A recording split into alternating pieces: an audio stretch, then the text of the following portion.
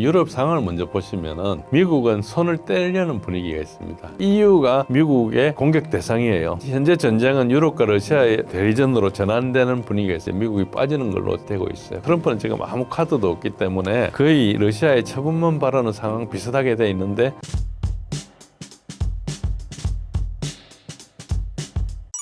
러우 전쟁 후 미국이 중국 견제에 집중하면서 유럽은 사실상 방치되는 시나리오는 현실성 있을까요? 예, 현실성이 있습니다. 유럽 상황을 먼저 보시면은 미국은 손을 떼려는 분위기가 있습니다. 유럽하고 뭐 관계를 끊지는 않겠죠. 그렇지만은 지금 현재 유럽이 우크라이나 지원을 하겠다고 자정한 상태거든요. 그래서 뭐 미국 지금 빠지는 걸 계속 막지만은 그래도 빠져도 된다는 식으로 계속 나오고 있어요. 그래서 그런데 장비 지원은 뭐 할 수 있을 거예요. 그렇지만 정보 지원은 사실 불가능하거든요. 그래서 정보를 어떻게 할 거냐가 조금 문제인데 저게 오래 가지는 못할 겁니다. 이번에 전략 폭격기 공격 이런 거 할 때도 스타링크를 이용했느냐 말았냐 이런 이야기도 있고, 그걸 러시아에서 그때 통신 트래픽을 다 파악하고 있어요. 그래서 로컬 네트워크를 썼는지 아니면은 그 미국 자산을 썼는지 이런 것들을 이제 확인하는 거죠. 미국 자산을 썼다 그러면 이제 문제가 되는 그런 거죠. 아마 그걸 쓴 걸 증거가 있었던 것 같아요. 제 짐작에는 그렇고요. 어쨌든 나토를 운영하면서 사실은 모든 무기가 미국에 종속되는 구조를 가지고 있습니다. 각국이 막 개발한 것 같지만은 상당히 많은 부분들을 미국 시스템을 쓰거나 미국하고 연관되게 되어 있습니다. 그래서 킬 스위치를 미국이 가지고 있다는 그런 무기도 되게 많이 있죠.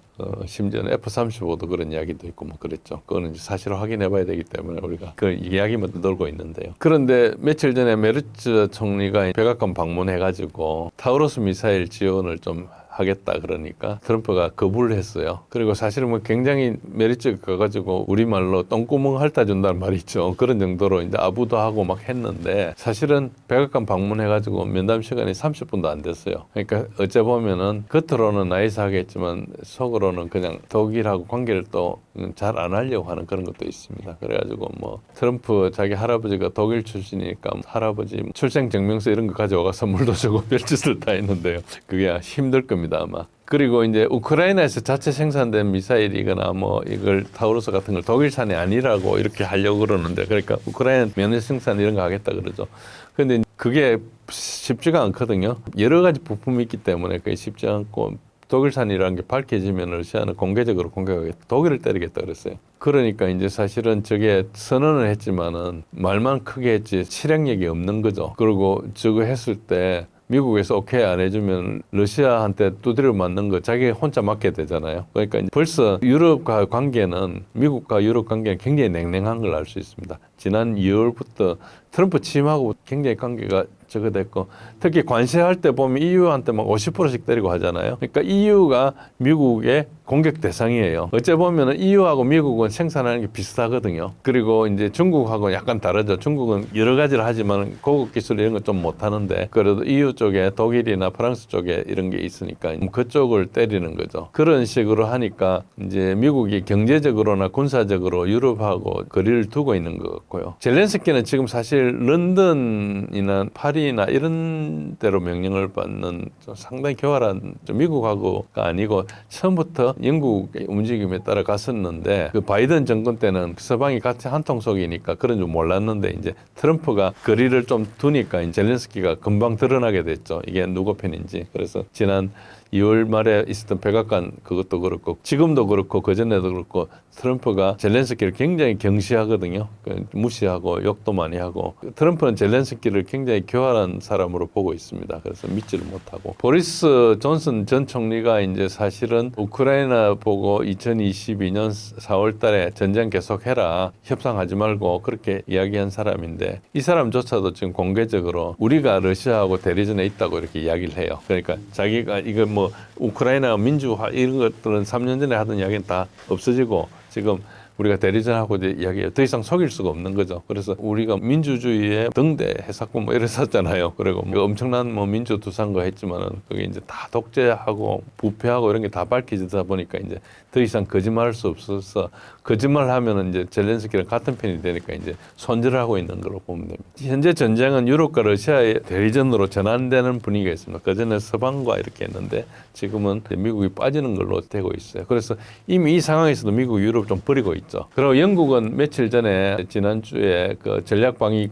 검토 보고서 2025라고 해서 스트래티직 디펜스 리뷰 뭐라는 걸 해가지고 우리 같은 국방백서 비슷한 걸 발표했는데 스타머가 세 가지 변화를 제시했습니다. 첫 번째가 전투 준비 태세를 강화하겠다는 것이고요. 두 번째는 이런 일들이 나토의 힘을 실어주는 거다. 세 번째는 우리가 혁신을 추진해야 되는데 이게 전쟁 수준으로 혁신을 가속화하자 이런 이야기를 했습니다. 그런데 그 이야기를 가만히 들어보고 그 문서를 보면은 그냥 군비 강화해서 전투 준비 태세 높이자는 거예요. 그러면 말은 그런 것 뭐 화려하게 하는데 내용은 별거 없고요. 그리고 제가 평가할 때는 저거 10년 걸려도 안 됩니다. 군대가 돈 붓는다고 되는 게 아니거든요. 우선 군을 강화하려면 군에 가겠다는 사람이 많아야 되잖아요. 그 군에 가겠다는 사람이 없어요. 군인들 월급도 높은 수준도 아니고 하니까 군대에 안 가는 거죠. 옛날에는 영국군에 뭐 특히 해군 같은 데 가는 거 엄청 자랑스럽게 생각하고 특히 특공대 이런 쪽은 엄청 높게 생각하고 그러는데 지금은 영국군이 한 50%도 못 채우는 것 같아요. 자기 편성 인원에. 특히 육군은 되게 어렵다 그럽니다. 그리고 이제 MIC가 이제 군산 복합체입니다. 밀리터리 인더스트리얼 컴플렉스인데 이게 지금 전투 준비 태세는 위협에 대해서 국민적 컨센서스가 있어야 돼요. 아 이게 위협이니까 우리가 지금 준비해야 되겠다 이렇게 생각하는데 우크라이나 전쟁이 일어나는데 영국하고 무슨 상관이냐 다들 그렇게 생각했거든요. 국민들은. 그러니까 이게 좀 말이 안 되는 걸 이야기하고 있죠. 그래서 이게 전체적으로 보면 군산 복합체에서 돈 세탁하는 거에 지나지 않는다. 국민들 세금 걷어가지고 자기네 잔치하는 걸로 본다. 이런 시각이 영국 내에서도 되게 많습니다. 그래서 저게 철저히 실패할 거라고 보고 있습니다. 지금 현재는 영국은 경제를 살려야 되거든요. 그런데 스타머 총리가 자국의 민생 문제는 보지 않고 계속 외교가에만 돌아다니고 있어요. 다른 나라 다니면서 전쟁해야 된다 하고 있어요. 그것은 영국 국민들을 위한 게 아니고 영국에 있는 금융 카르텔의 이익을 대변하는 걸로. 이게 실패가 뻔하죠.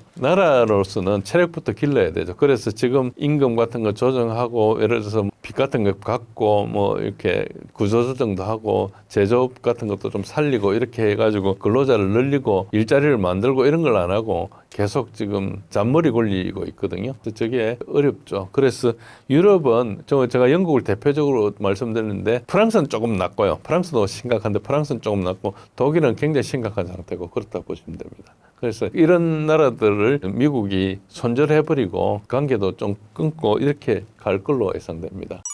러우 전쟁 종전을 단언한 트럼프가 푸틴에게 쩔쩔매는 이유가 뭔가요? 첫 번째 가장 큰 거는 지금 군사력에서 밀리고 있다는 것이고요. 그걸 뭐 아무리 부인해도 알 겁니다. 가장 최근에 6월 5일 날 그 트루스 소셜에 올렸죠. 저게 빨간 줄을 써놓은 것을 이렇게 보면은 지금 말씀드린 대로 고분고분하게 이야기했죠. 근데 자세히 보시면은 일주일 전만 하더라도 푸틴이 크레이지하다고 이렇게 이야기했거든요. 톤이 완전히 바뀌어버렸지 않습니까? 제가 생각할 때는 또 많은 사람들이 생각할 때는 이제 외무장관 라브로프가 이제 루비오한테 전화를 했는데 전략 폭격 사건하고 테러 이런 것 때문에 이제 전화를 했는데 그게 문책성 통화였을 걸로 예상합니다. 트럼프가 알고 있었냐? 네가 알고 있었냐? 이렇게 물어봤을 거예요. 확인해야 되잖아요. 네가 관여했는지 우크라이나만 했는지 이걸 물어봤을 거예요. 그래서 이제 아마 루비오가 모른다고 했을 거예요. 뭐 트럼프도 모르고 우리 모르는 일이다 했을 겁니다. 일단은. 그런데 라브로프가 이야기할 때 그냥 전화했겠어요. CIA 관여 증거를 뭔가 제시했을 거예요. 그래가지고 이제 그 내부 수습을 하기 위해서 그 라브로프 전화한 것은 6월 1일이었거든요. 6월 2일 날 이스탄불에 회담이 있는데 회담하기 전에 이제 그 사건이 터졌기 때문에 즉시 전화를 했어요. 근데 미국 날짜로 6월 4일 날 한 거죠. 그래서 라브로프가 전화의 시간이 새벽 3시인가에 했어요. 그러니까 러시아 시간으로 새벽 3시에 루비한테 전화한 거예요. 잘못 바람에 사실 뭐 어째 보면은 그렇게 하니까 굉장히 긴급하게 이제 전화를 한 거고 그때 이제 분명히 그 근거를 제시했을 거라 추정을 하는데 그걸 있다가 거의 나흘 만에 3일 후에 트럼프가 푸틴한테 전화를 했거든요. 그렇단 말은 그 사이에 CIA나 이런 애들 다 불러가지고 조사를 했겠죠. 네가 아느냐 모르느냐 그런 조사를 했을 거라 보고요. 거기에서 뭔가 책 잡힌 게 분명합니다. 그렇지 않으면은 저렇게 이야기할 었고 그다음에 나중에 보면 끝에 가서 갑자기 주제를 바꿔가 엉뚱한 이란 문제를 이야기를 해요. 그게 뭐 그냥 시나리오를 엮어가지고 러시아 푸틴하고 뭐 이야기하면 좀 이상하니까 섞었을 것 같아요. 약간 면피성 발언이거든요. 이란은 핵무기 개발을 안 합니다. 안 한 건 다 알고 있어요. 그리고 그 농축은 경제적인 문제 때문에 하는 건데 이 상황은 러시아는 잘 알고 있죠. 그래서 러시아 보고 푸틴 보고 이런 이야기 했을 때 그래 내가 다 알고 있으니까 하겠다 이런 정도의 이야기를 했을 거예요. 그래서 이 내용을 가만히 보면 아무 도움도 안 되는 헛소리거든요. 그러니까 이 문장만 봐도 트럼프는 지금 아무 카드도 없기 때문에 거의 러시아의 처분만 바라는 상황 비슷하게 돼 있는데 그 상황에서 자기가 중재자로서 뭔가 역할을 못 해주고 상황을 계속 어렵게 하는데 젤렌스키가 그렇게 하는데 끼어 있는데 네가 CIA가 했냐 이렇게 만약에 행계까지 연결이 되면은 굉장히 어려워지니까 그래서 이미 이제 자세를 좀 태세를 전환한 게 아닌가 이런 생각을 하고요. 조금 계속 말씀드리면은 그 전에도 그 며칠 크레이지하다고 이야기했을 때 그 며칠 전에도 드론으로 푸틴의 헬기를 공격을 했었어요. 그때도 그 표적 정보를 알려면 CIA 개입이 거의 확실하거든요. 그래서 그걸 트럼프가 마이크 들어댔을 때 몰랐던 것 같은 반응을 했는데 그 말은 트럼프가 CIA를 통제하고 있지 못하고 있다는 가능성이 있는 거죠. 그래서 이제 이게 영국의 알리스타 크룩 같은 분석가들은 트럼프가 러시아 비행장 공격에 대해서 알았거나 몰랐을 경우 모두 심각한 문제라 지적인데 만약에 알았다면은 트럼프가 알고 그런 일을 했다면은 확전 위험을 감수해가면서 그런 일을 했다니까 그 자체가 신뢰할 수 없는 거고 푸틴 입장에서는 만약에 몰랐다면은 자신의 정부도 통제하지 못해서 신뢰할 수 없는 거죠. 이걸 벗어나려면 CIA가 안 했다는 것밖에 없는데 그건 좀 거의 불가능하다고 거의 모든 정보 전문가들이 이야기를 하고 있거든요. 그래서 지금 트럼프는 초강대국의 지도자로서의 권력이나 위신이나 존경 이걸 다 잃은 걸로 봐야 됩니다. 저 사건 하나로. 그래서 이런 게 있고 그 다음에 이제 공화당 내부에서 린지 그레임 이런 사람들이 러시아한테 제재를 하겠다고 이렇게 하고 뭐 80표를 가지고 하겠다 이렇게 하고 있는데 그게 뭐 반드시 그렇게 하지는 않더라도 트럼프가 상황을 통제하는 것처럼 하지만 실제로 통제가 안 되고 있다는 게 여러 가지 나오고 있거든요. 뭐 얼마 전에 일론 머스크하고 이런 것도 있고 여러 가지로 처음 출범 때처럼